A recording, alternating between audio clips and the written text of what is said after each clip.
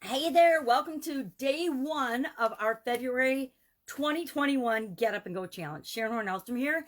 And normally on day one, I talk about what the challenge is, how it's going to work, what we're going to do. But today I'm going to do something very different. And here's why. I realized that in the month of January 2021, I was taking a month off from doing the challenge. I'd done 5 30-day challenges last year, 30-day plus last year of the Get Up and Go challenge. And I loved every one of them. And I had a lot of personal growth and saw a lot of growth from other people and moving forward and wins from the challenges. And I decided, okay, I'm going to take January off and see what a difference it makes in my life. And much to my dismay, made a huge difference in my life, but not in the direction I want my life to be going. Not I slid backwards on several areas with respect to my drive toward progress, which is something that I'm always doing. And so I was getting ready to start this challenge. I went back and I looked at the December challenge, and I realized that on the 31st, the bonus day, I did lessons learned from 2020. And as I read through the list, I'm like, oh my gosh, I forgot some of these things in 2021. And the biggest, most important thing about the lessons that we learn is that we remember them and we carry them with us into the rest of our life. So if we have a bad experience, or if we have a bad situation or a bad change or something, a challenge or a setback or a roadblock that happens in our life, the most important thing is that we learn what that event was here to teach us. And we make sure that we learn that lesson so that we don't keep repeating it. Now, I realized in the month of January that I have several lessons and patterns that I haven't learned, and therefore I repeat them. Here's a prime example. Holiday eating. Now, last year, I broke that pattern because I was really, really sick. I swear I had COVID over the holidays, and I broke that holiday eating pattern where you eat all kinds of stuff that isn't necessarily good for you and that you wouldn't eat any other time of year. Well, this year, I kind of gave myself permission to make up for last year and for lost time, and carried that habit of eating salty and sugary foods and foods that I know are bad for me personally and my inflammation into January of 2021. Not a good move. I also carried some other things that I normally don't do into 2021, and they had negative impacts on my emotions, my feelings, my desire to move forward in certain areas and with certain projects of my life. And I've only let that happen a couple times before that I consciously was aware of it. But this year I was significantly aware of it. So today, instead of telling you how is this challenge going to work, and I'll go over that tomorrow. It's going to be super easy, super simple, super valuable and quick for you to do, but also really powerful and transformational. We will, of course, cover the soap framework. I even made a new bar of soap, soap framework, but we won't get to that until probably several days into the challenge. So let's look at the list of 2020 lessons learned. And I might admit some of them that I didn't carry over, but you at the end are action item today. Every day we'll have an action item. Your action item today is to share the most important lesson that you learned from 2020. Or if you're like me, my most important lesson learned is that I need to learn the lesson and remember it. I can't just tuck it away at the end of one year going into the next year, because I was going to do top 10 things learned, and I ended up making a list of 33, which I will run through super quickly to give you some idea. And there's some repetition in them, of course, because that's how my brain works. But I want you to share in the comments below just one lesson that you learned. Maybe it's not the most important thing, but maybe it's the most important to you. Or maybe it's something that you think other people could really benefit from.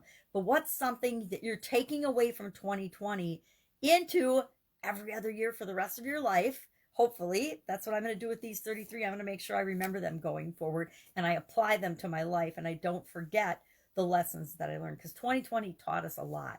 If we were open to learning any lessons, and I was open to learning the lessons, I captured them, and then I found myself slipping and not necessarily doing them. So what were some of those lessons? Number one is a swear word. Shit happens that we can't even imagine. Now, I've learned this lesson from my past in business and in life and in all areas and aspects of my life, that stuff just happens and it's outside of our control, and it's stuff that we can't even imagine. You know, we may have had contingency plans. I've always had contingency plans for my business and for different key areas of my life, but I never had a pandemic as part of my contingency plan. It just never, even in my lifetime, uh, had been something that I needed to consider.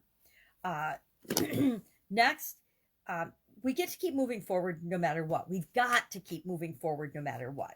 Three, 100% personal responsibility to do what we can with what we've got right now. So no matter what happens, it's always our responsibility to decide and to do what we're going to do. Uh, Number four, grateful for what is, not what we're missing, not what we can't do. And that leads to the next one, do what you can with what you've got right now. Number six, continue to move forward. Sorry, I'm using my book. I'm absolutely positively referring to my notes. And I did a bunch of goal exercises in between here before and used up the pages, so I needed to sneak ahead. What you want, your goals and dreams, no matter what. You always are responsible. You have to go for those things. People are not going to do them for you. Number seven, who you are comes from within you. Outside circumstances change, but you're always the same. What's the saying? Wherever you go, there you are, or something to that effect, means you are always the constant in any situation. Doesn't mean we don't change. It just means we're the thing that's the same in every situation that we experience. Be open, flexible to other possibilities. Different does not necessarily equal bad or negative. Just because something's different or changes doesn't mean it's a bad change.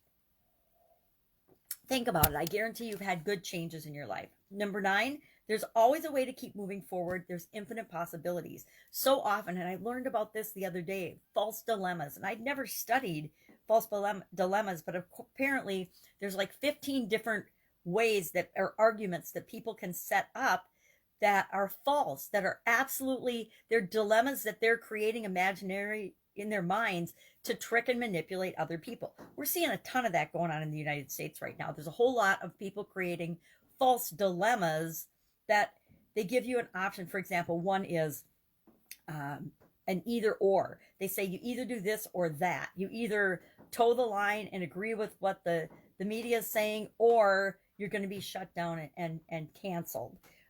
That's just a quick example, but that's not true. There's a lot of other possibilities besides you do what they say or you're going to get shut down, right? Number 10, there's 2 sides to every coin, which means every situation.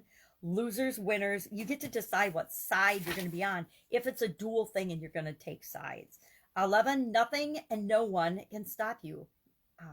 But you, only you can stop you from creating what it is you want in any area or aspect of your life. It's totally up to you. You might have roadblocks. People might try to prevent you or stop you, but they can't stop you. If you decide you want something and you're going to go for it no matter what, nobody and nothing can stop you. Number 12, your timeline might change, but your outcomes don't have to.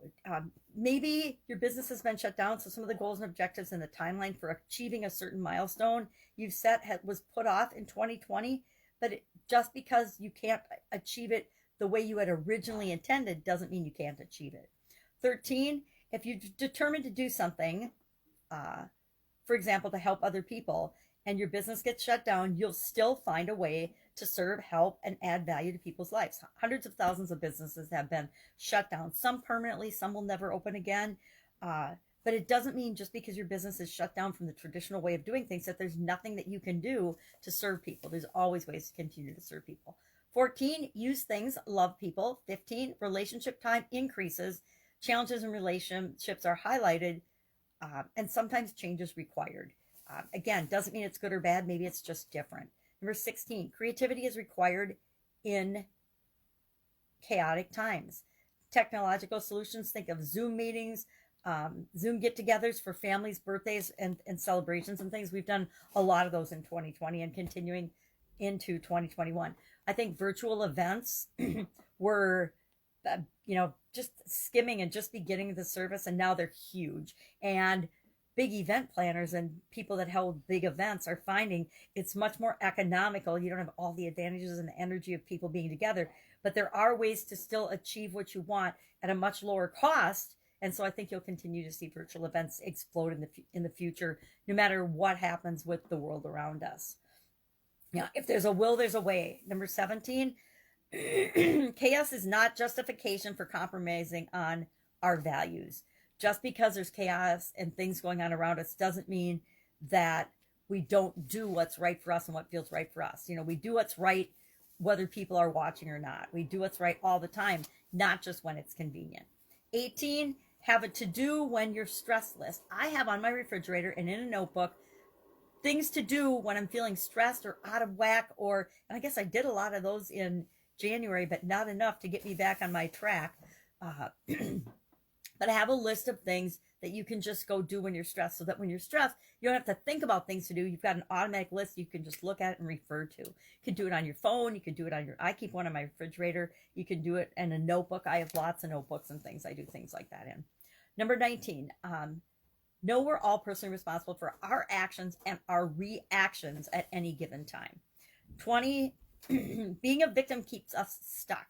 So if we think we're victims and there's nothing we can do, and the media keeps telling us that, stay home, stay locked down, wear 10 masks, whatever, if we decide that that makes us a victim and prevents us from doing things, that's entirely up to us. We don't have to be a victim. We don't have to be stuck. We always have things we can do.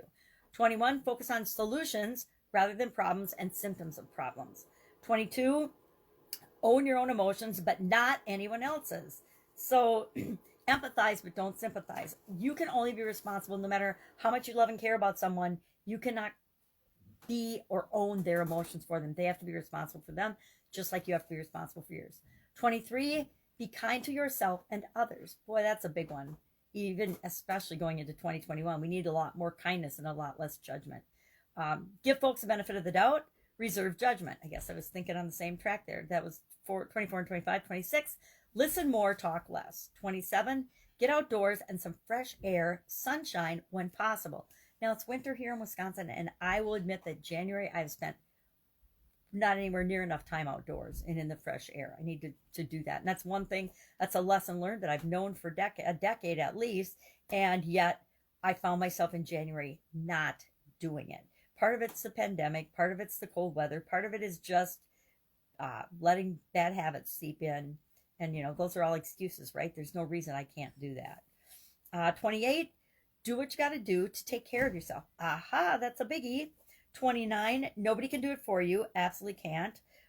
30, this too shall pass. It's something we need to remember, that everything changes all the time. And as weird and as strange as things are right now, you know that they're going to change and continue to change. 31, we get what we expect and we get what we give. Those are two biggies.